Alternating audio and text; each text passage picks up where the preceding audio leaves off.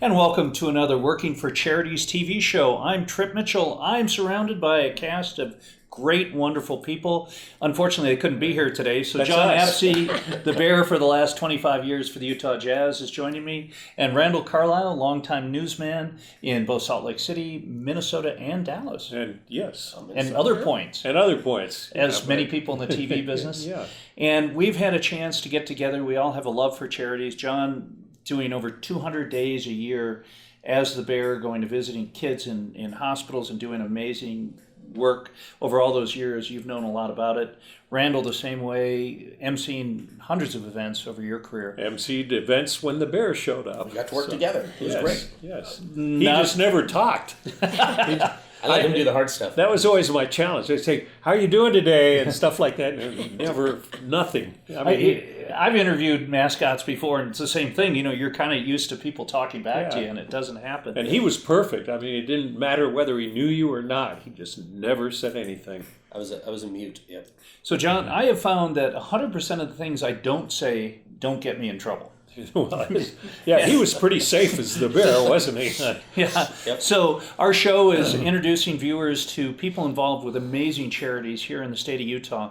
And in many cases, there's some of the smaller charities, but we also work with some of the great big charities. And tell us a little bit about our guest this week. So, Summer Love. I love saying that name. Summer Love. Summer Love. You gotta love the Sounds name. like a fake radio name or something. Exactly. Yeah, it really does. Good morning, Summer Love. But it's spelled Somer. It's true. Okay. Yeah. It's a cool name. After Suzanne Summers. That So- spelling. So, okay. Yeah. I met her. You did? That's pretty amazing. Yeah, well, we're in the same demographic, but... So go ahead, excuse us for getting off subject. Girl, always. So, Astra Waller, she was a lovely young girl that danced at Bingham High School on my daughter's drill team, and she had cystic fibrosis, and she passed a little while ago. And to honor her, the drill team every year does a 5K. It's called the Astra Waller 5K walk and run. And to promote it, they went on Fox 13 on This Is the Place, and Summer was one of the guests that spoke about cystic fibrosis. And I listened to it, and I was just so drawn into her story and just so overwhelmed with how much of a hero she is. And her story alone is just amazing. And the fact that you weren't supposed to live past 10. Correct. And Yeah. it's so, and I just figured, there's the story behind this, and her will to beat this is amazing.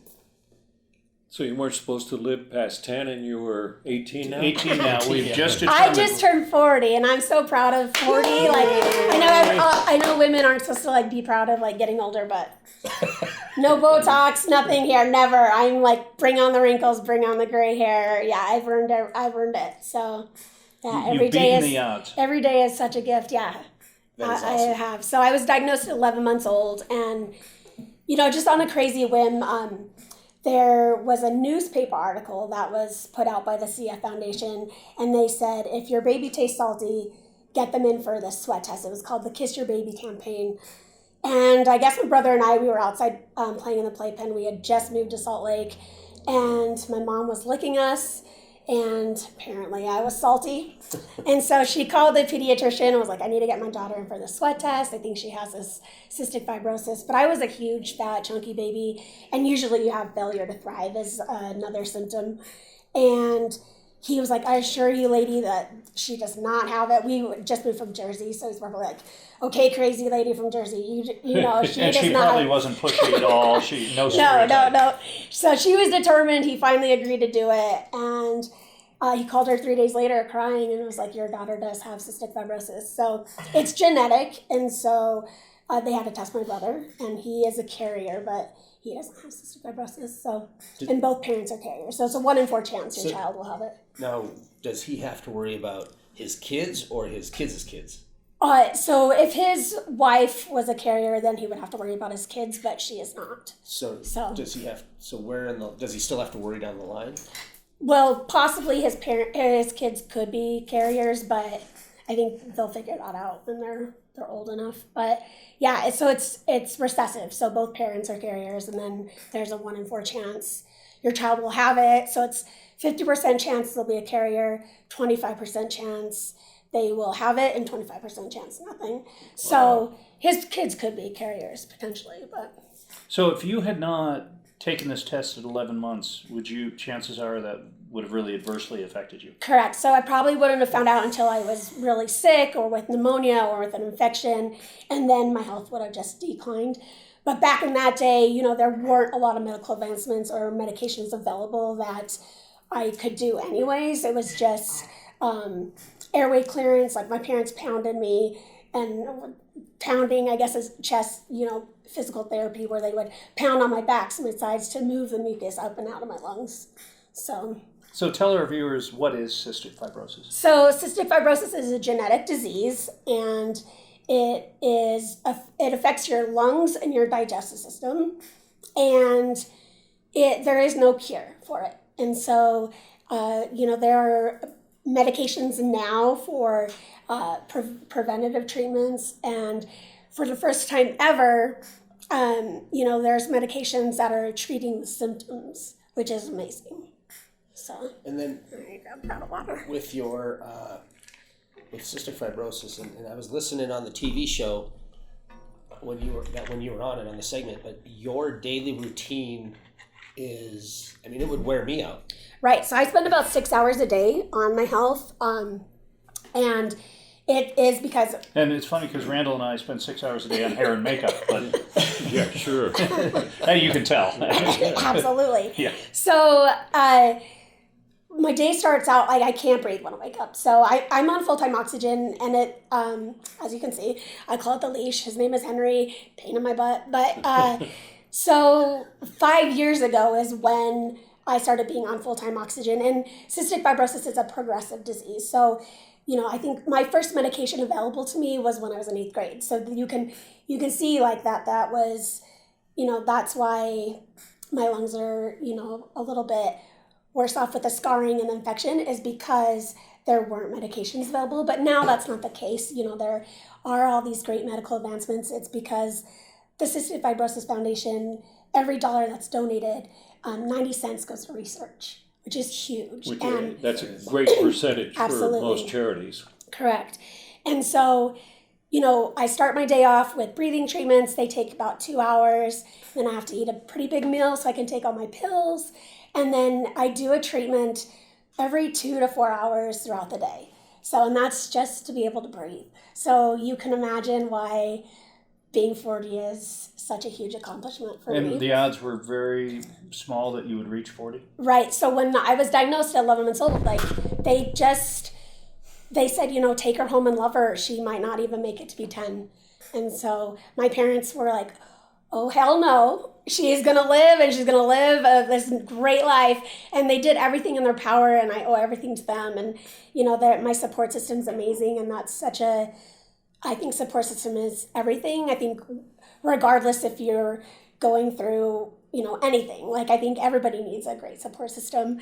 And my parents actually started the local chapter here for the Cystic Fibrosis Foundation because there wasn't anything. And so from there, they just did everything they could to fundraise and have these events. Taste of Utah, I think you've emceed it before. Mm-hmm. Yeah. They started that 21 years ago. And so we've just done everything we can to make that cure possible. And I really do believe in my lifetime that I will see that cure.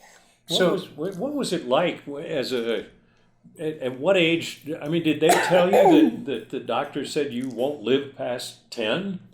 So how old were you when you realized that, and what did that do to your psyche? So I don't think that we never really focused on that. That's something you don't want to focus on. Right. And so,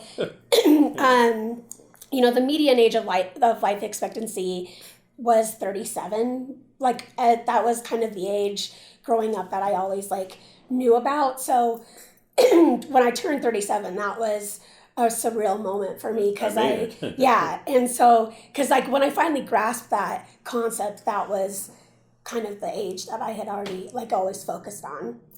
And so I think growing up, I wanted to be as normal as possible. I wanted to be in dance. I wanted to be a cheerleader. I wanted to be in the swim team. And I wanted to do everything I could do. And I had 3 jobs at 15. Like, experience everything that I could and pack it all in the time that I had.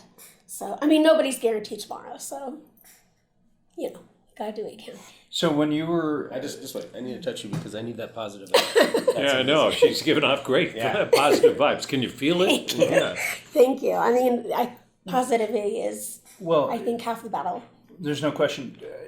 When you were in high school, were you able to be on a swim team? Because that's a tremendously cardio... I mean, it's super hard. So I was on the swim team when I was younger. Not so much in high school. In high school, so I danced all my life, and then I was a cheerleader in high school.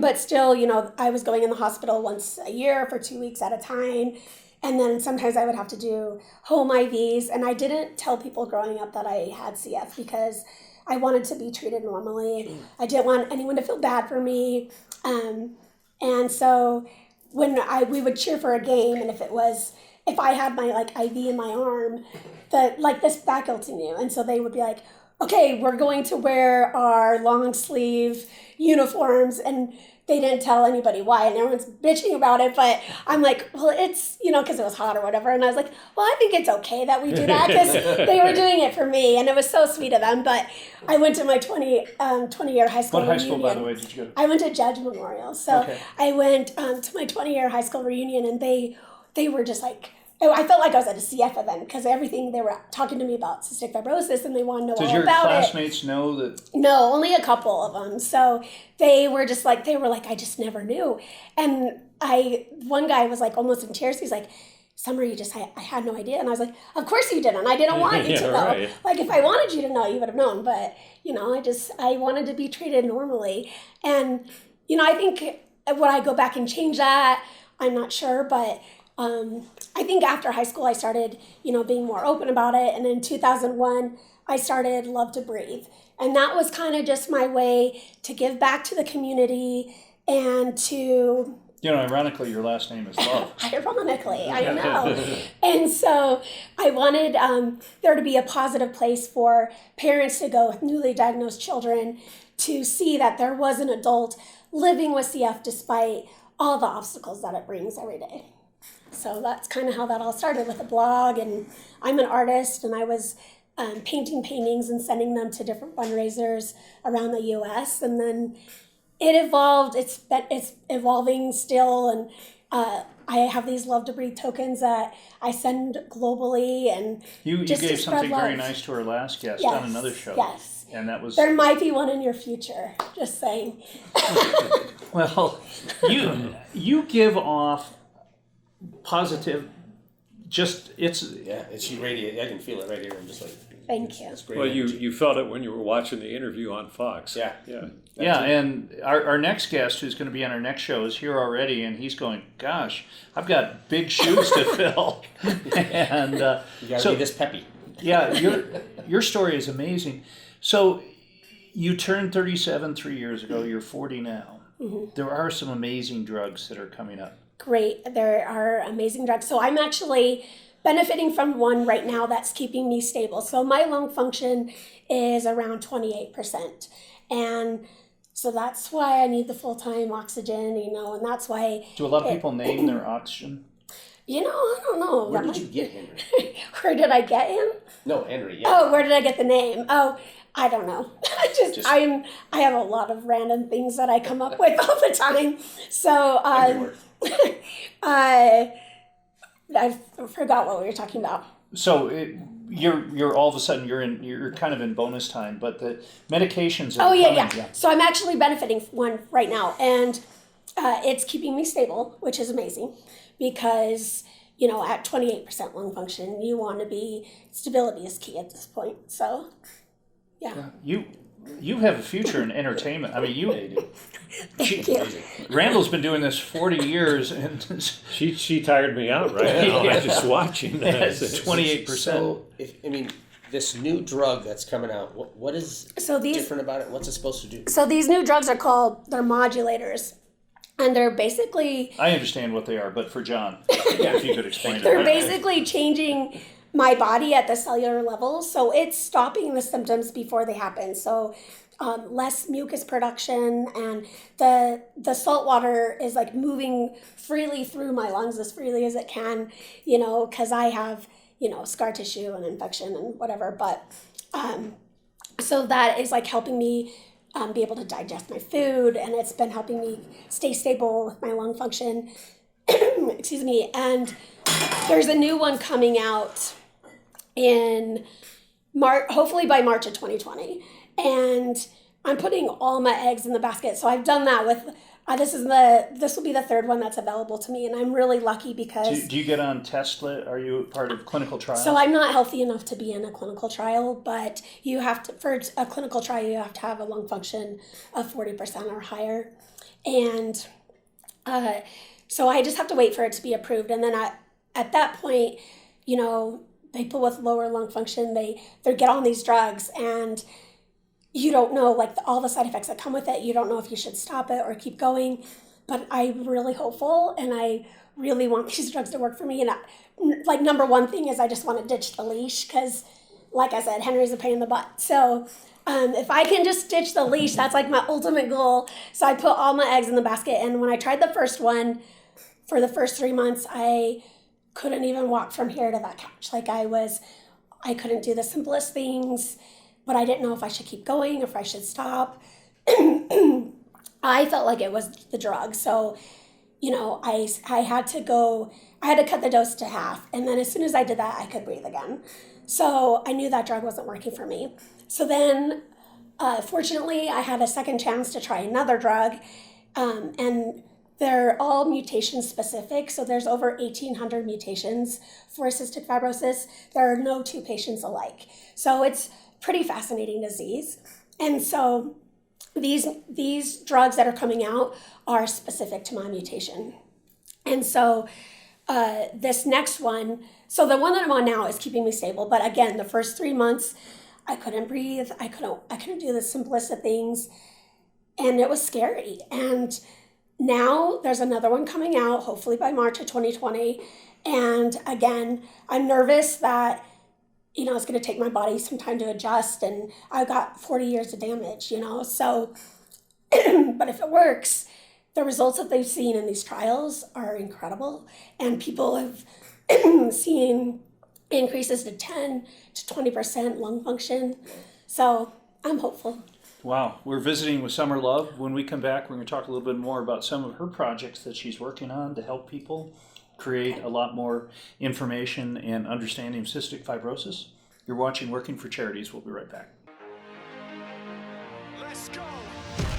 And welcome back to Working for Charities. That is John the Bear Absey. That is Randall Carlisle. I is Trip Mitchell. It didn't work out preposition-wise. And our guest, Summer Love. And Summer, your story has been amazing about growing up with cystic fibrosis.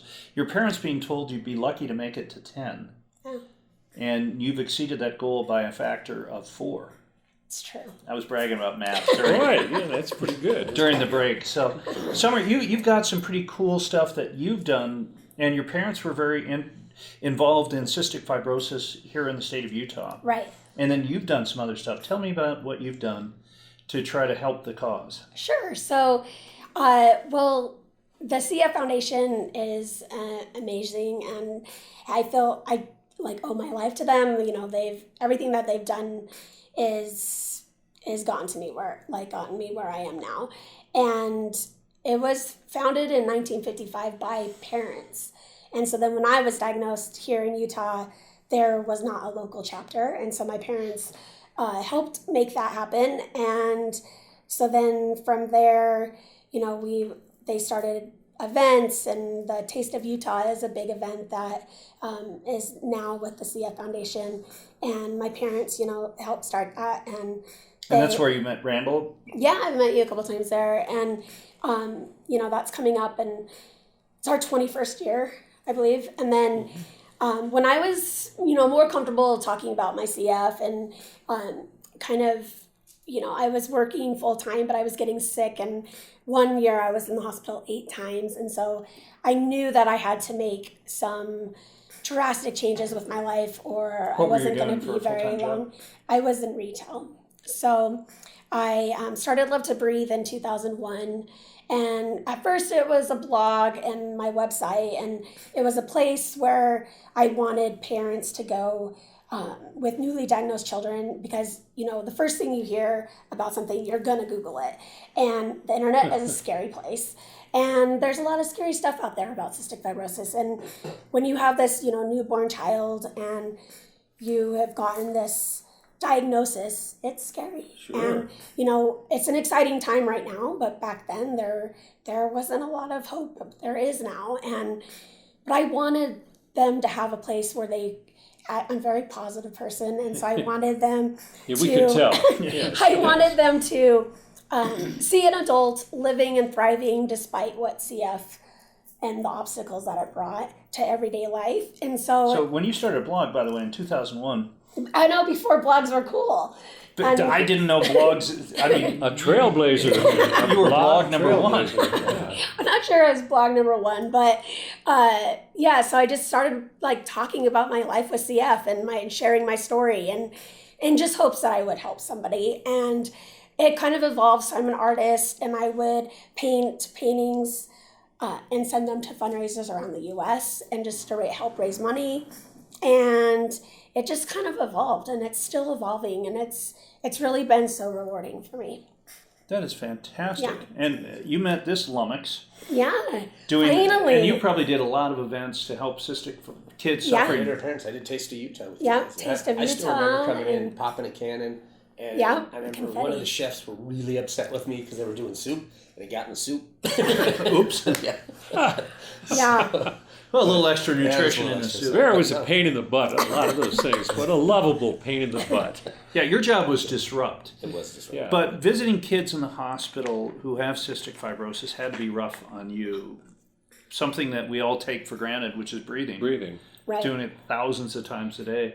What were some of your reactions like? And was it pretty heart-wrenching for you? I think the hard thing is when you'd see somebody that was like, let me jump. Well, I think the hard thing was when I'd go in and you'd see these children and because I'm kind of claustrophobic, believe it or not, even though I get in a suit. Jeez. And when you said 28%, lung function, it made me have to breathe in a little bit because, I'd go in and you'd see these children and they're struggling for air and my worst fear, for some reason, I don't know if in a past life, I must have suffocated because that is my biggest fear, is not being able to breathe. And when I'd see these children in there, it would almost give me a little anxiety, and I felt horrible for them because, I can't imagine struggling to breathe. It's just so natural for us.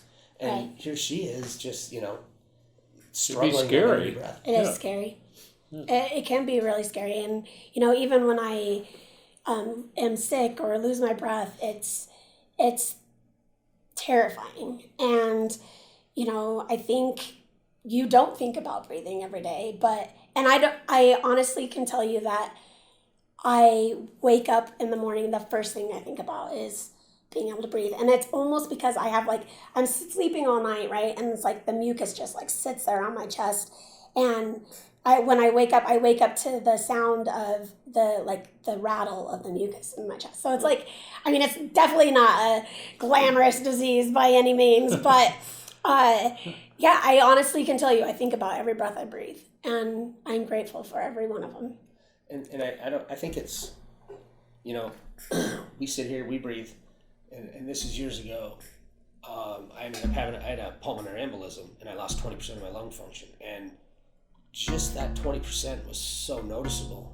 And I don't think people realize, how many percentage before you realize it, but 28%. Yeah, that is sounds drastic. And I think That means she's lost a lot of lung function. Yeah. But it's been on a slow and steady decline. So, I'm not feeling, but when I'm sick is when it will drastically go lower. But I feel like I don't know any different. So, Summer, let me ask a Sure. layman question. How low can you go lung function? Chubby Limbo Checker song. song. Limbo rock. Right. How low can you go?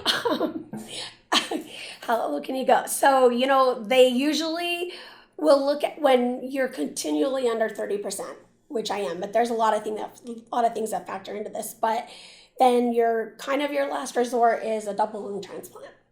And so we were discussing a woman that I met who is a physician with the Indy Racing League a couple weeks ago, and we're working to try to do something television-wise with her, and she had a double lung transplant, and now literally on weekends drives around in an emergency truck at IndyCar races where there's flames. I mean, what an amazing woman she is. That's amazing. Yeah. So does that mean you're on a list?